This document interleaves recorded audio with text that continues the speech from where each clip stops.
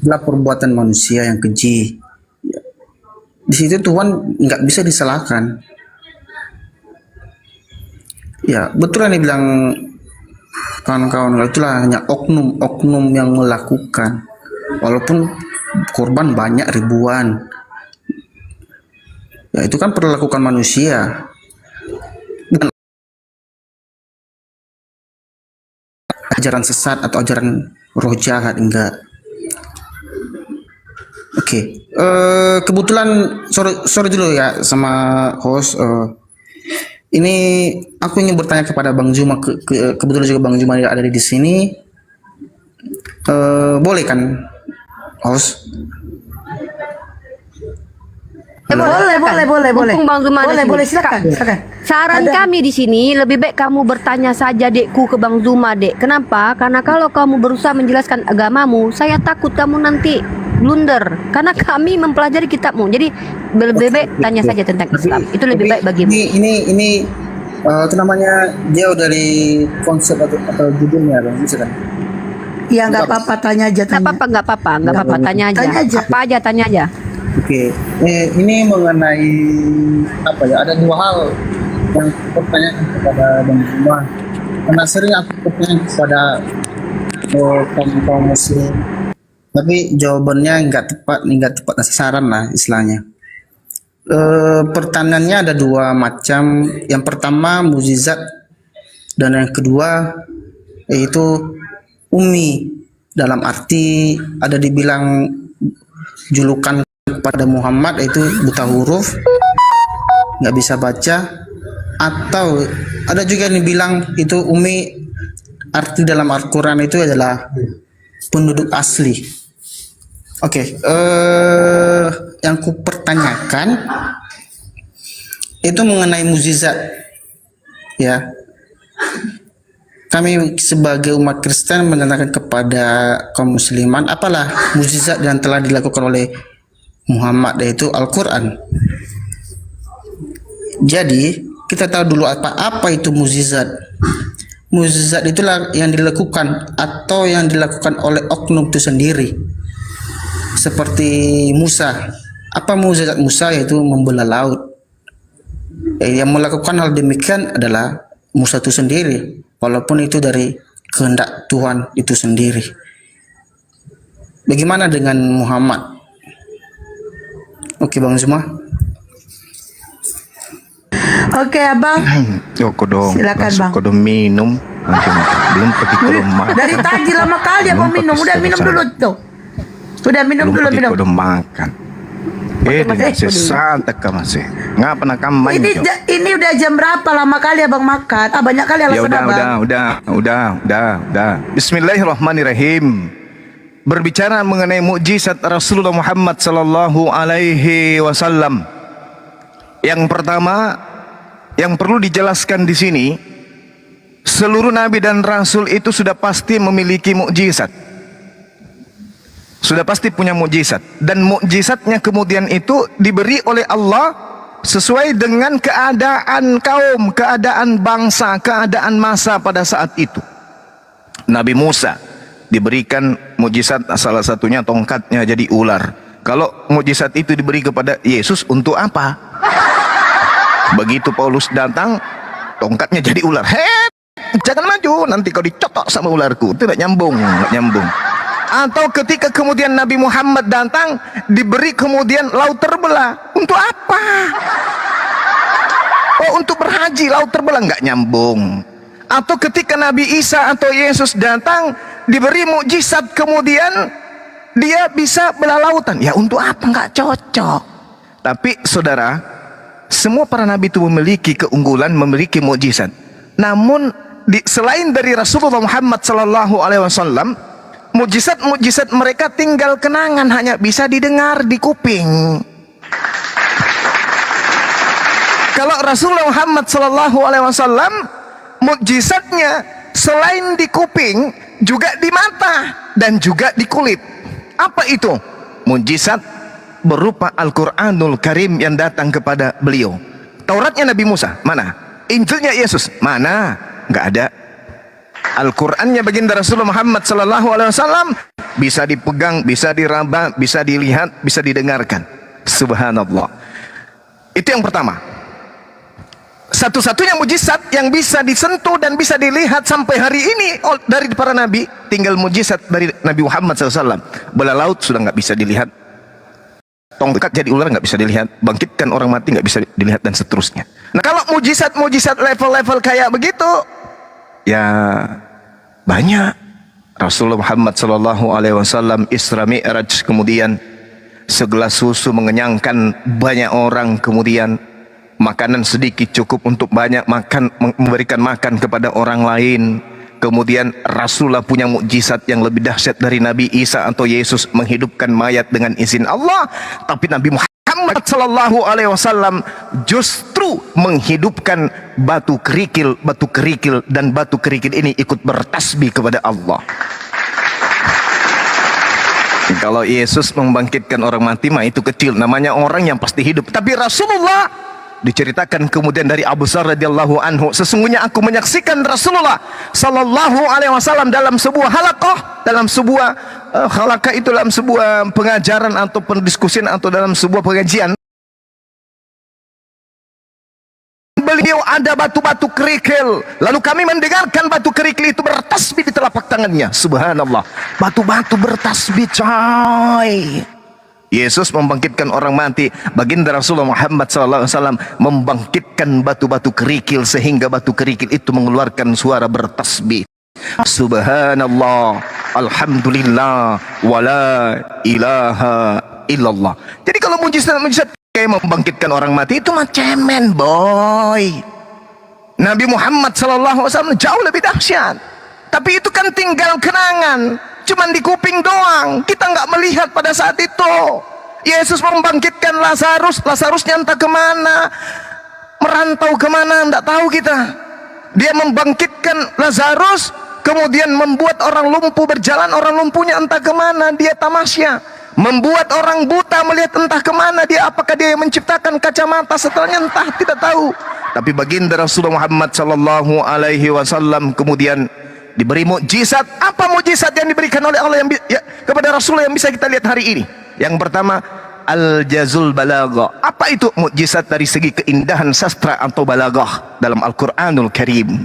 Apalagi mukjizat berupa tasyrih. Apa itu? Mukjizat dari segi pensyariatan hukum. Pada saat penetapan hukum-hukum tersebut, hukumnya yang adil, hukumnya yang sempurna, hukumnya yang komprehensif, dan sampai pada hari ini hukum-hukum itu tetap kekal, tak pernah berubah. Lalu apa lagi? Mukjizat yang ada dalam Al-Quran, al-ilmi.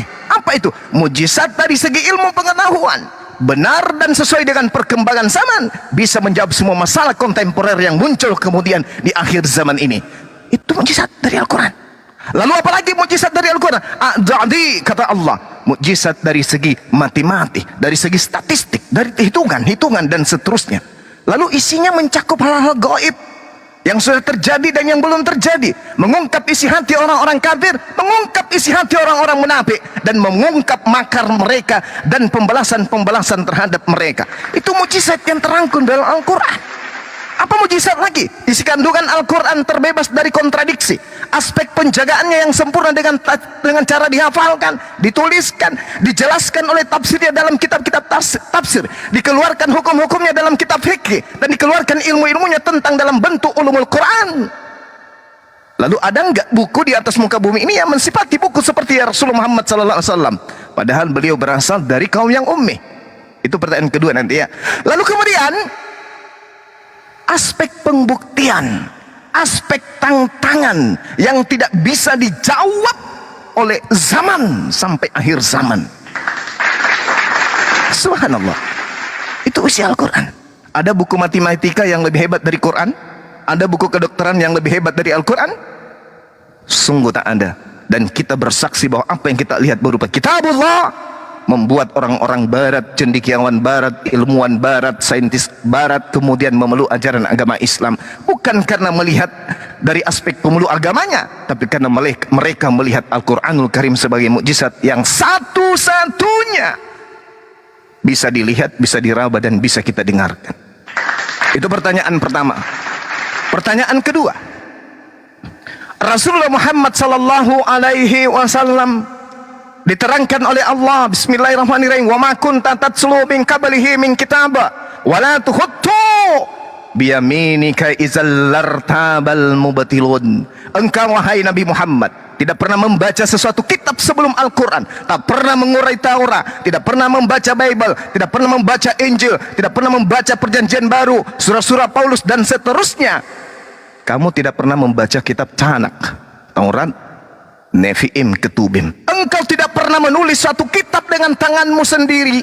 Sekiranya engkau pernah membaca, menulis kitab, niscaya ragulah orang-orang yang mengingkari. Tapi apa yang terjadi? Allah mengatakan, huwallazi ba'asa fil ummiyina rasulan minhum yatlu alaihim ayatihi wa yuzakkihim wa yuallimuhumul kitaba wal hikmah wa in kanu min qablu lafi dhalalim mubin.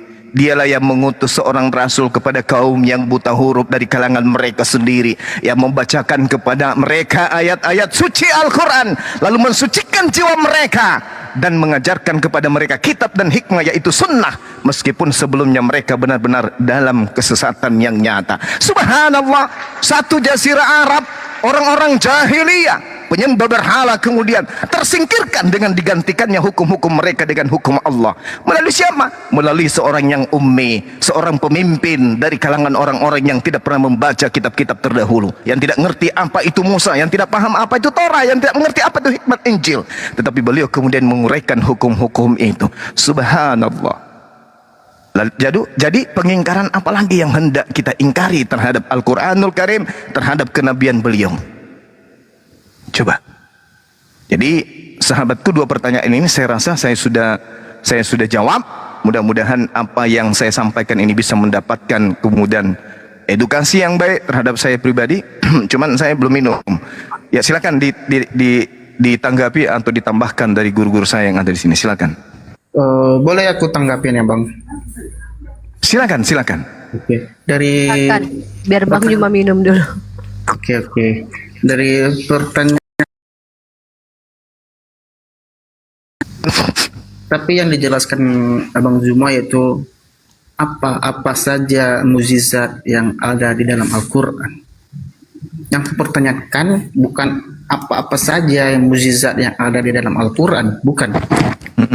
Yang menjadi pertanyaanku, kan aku pernah bertanya kepada kaum muslim atau kaum Islam lah ya, demikian. Tanya, apakah mukjizat Muhammad yang pernah dia lakukan, yaitu itu adalah mukjizat Al-Quran.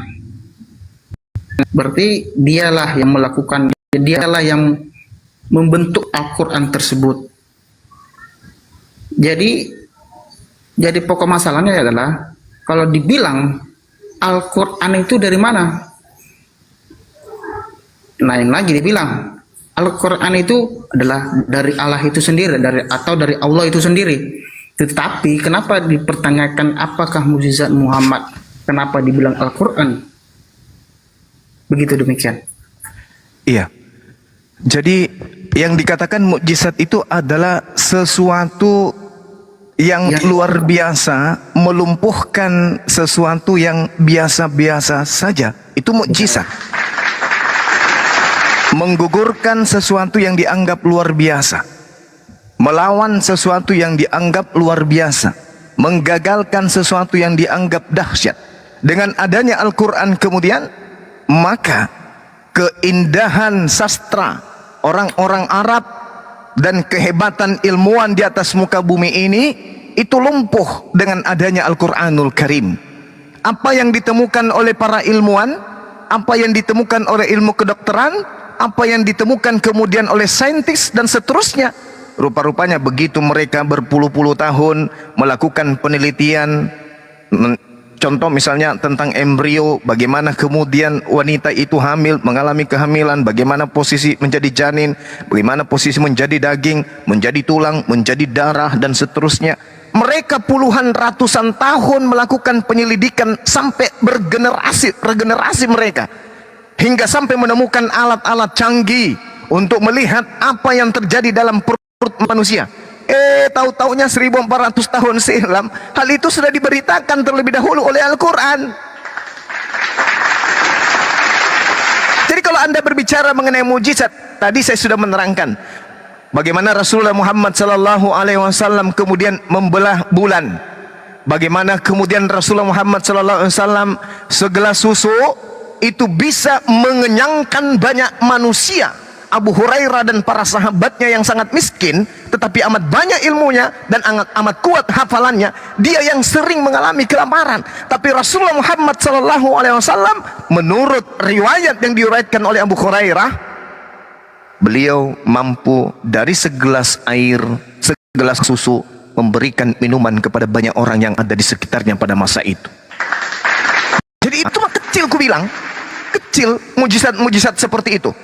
Lain lagi mengenai Isra Mi'raj Nabi Muhammad sallallahu alaihi wasallam. Itu dialami langsung oleh beliau. Belum lagi ketika makanan sedikit kemudian cukup untuk memberikan makan kepada orang banyak. Bagaimana hal ini diceritakan kemudian oleh Abu Talha yang mendengarkan hal itu akhirnya menemui istrinya bahwa Rasulullah kemudian bisa memberikan makanan orang-orang dengan mukjizat seperti itu. Dan alhasil Rasulullah terbukti mampu memberikan hal yang diinginkan oleh orang pada masanya. Belum lagi mukjizat dalam peperangan, pasukan cuma beberapa orang, lawannya sampai ribuan, bisa lumpuh lawan-lawannya. Apakah itu masih kurang? Rasulullah Muhammad sallallahu alaihi wasallam membuat batu kerikil hidup. Apakah itu masih kurang? Bagaimana Nabi Muhammad sallallahu alaihi wasallam mukjizatnya lebih dahsyat daripada Nabi Musa. Ketika Nabi Musa kemudian memancarkan mata air secara ajaib dari batu yang ia pikul dengan tongkatnya, yang dipukul dengan tongkatnya. Tapi Al-Qur'anul Karim kemudian meskipun mengabadikan itu, Nabi Muhammad sallallahu alaihi wasallam jauh lebih hebat. Beberapa kali kemudian Rasulullah Muhammad sallallahu alaihi wasallam mampu memancarkan mata air dari selah jari jemari tangan beliau. Nabi Musa mah kecil. Ketika Al-Quran menjelaskan dalam surah Al-Baqarah, wa istasqa Musa liqaumihi faqul nadrib bi'asakal hajar. Nabi Musa memukul batu dengan tongkatnya, batu itu memancarkan air sebagai mata air untuk kaumnya. Tapi Rasulullah jauh lebih hebat. Rasulullah Muhammad sallallahu alaihi wasallam justru jari-jarinya yang menjadi mata air, sumber mata air, sehingga jari-jarinya mengeluarkan kemudian air. Dan itu diceritakan kemudian peristiwa ini oleh Imam Al-Baihaqi. Jadi mau kayak mana lagi? Cuman kita nggak perlu membesar-besarkan ini semua. Kenapa? Jangan sampai orang beralih menyembah kepada dirinya. Bagaimana kemudian Rasulullah Muhammad sallallahu alaihi wasallam menyembuhkan siapa? Menyembuhkan orang buta yang buta sejak lahir. Al-Qur'an 49. Baginda Rasulullah Muhammad sallallahu alaihi wasallam kemudian melakukan hal itu. Meskipun kemudian Nabi Isa alaihi salam diceritakan di ayat yang saya sebutkan tadi, surah Ali Imran ayat 49. Akan tetapi Rasulullah Muhammad sallallahu alaihi wasallam pun banyak menyembuhkan orang. Yang pertama menyembuhkan kaki sahabat Abdullah bin Atiq yang patah saat menjalankan misi penyerangan. Itu disebutkan kemudian banyak. Lalu kemudian bagaimana menyembuhkan luka Salamah? Banyak. Menyembuhkan kebutaan dengan doa yang diajarkan Rasul Muhammad sallallahu alaihi wasallam yang diriwayatkan kemudian Utsman bin Hunayf. Banyak mujizat-mujizat beliau. Menyembuhkan luka Khubayb bin Adi. Lalu kemudian menyembuhkan mata Qatadah yang sudah keluar biji matanya, keluar matanya itu keluar pada saat perang Badar. Mata daripada Qatadah ini itu keluar biji matanya. Rasulullah Muhammad sallallahu alaihi wasallam sembuhkan total. Bagaimana kemudian Abu Zar ketika terluka pada perang Uhud, Rasulullah Muhammad sallallahu alaihi wasallam itu menyembuhkan dengan sangat-sangat sepele kemudian. Maka mata yang terluka pada Abu Zar diriwayatkan Abdurrahman bin Harits bin Ubaid itu jelas sembuh seketika. Jadi mujizat apa lagi? Yesus dijangkali dengan mujizat-mujizat Rasulullah. Cuman kami nggak mau besar-besarkan, takutnya orang-orang ini menyembah Rasul kami, Nabi kami. Seperti itu saudara ya. Jadi kalau Anda bercerita tentang mujizat-mujizat begitu, bagi Rasul kami itu kecil, itu hal sepele. Oke. Yang paling hebat mujizatnya itu adalah Al-Quran yang tidak terkalahkan di atas muka bumi ini. Silakan. Dari semua penjelasan Bang Zuma ini itu mujizat Muhammad, yaitu ya membelah bulan dan sebagainya. Ini kau beli buku ini, Dek, bentar, Dek. Ini cuma murah ini. Kalau kau nggak punya uang biar kau belikan. Kau mau kirim alamatmu di mana? Biar kau tunjukkan kau buku ini. 191 mujizat Nabi Muhammad. Tapi kau baca takutnya ya. nanti dia nyembah Nabi Muhammad. Ya. Baca enggak kalau mau biar kami sebutkan satu-satu kan enggak 1 SKS 2 SKS malam ini Iya, enggak cukup sampai lah. Kami 4 belajar lama. SKS itu kalau mujizat 4 Rasulullah. SKS. Jadi baca beli aja ini, murah ini. Kalau nggak mau aku kirim ke rumahmu ini. Kirim alamat, biar aku kirim buku ini. Oke. Bentar dulu, Bu Rifa, bentar. Ya, Sedikit, Bang, yang jadi masalah itu ya Rasulullah Shallallahu Alaihi Wasallam itu Nabi bermukjizat, diberi mukjizat. Terus Yesus itu bermukjizat, diberi mukjizat itu sama lah dengan Nabi kami. Terus apa kau Tuhan kan? Silakan. Begini Bu, begini. Tadi yang kutanyakan sama Bang Zuma itu adalah kan aku pernah bertanya kepada kaum muslim, kutanya apakah mukjizat Muhammad yang telah dilakukan Muhammad, dibilangnya adalah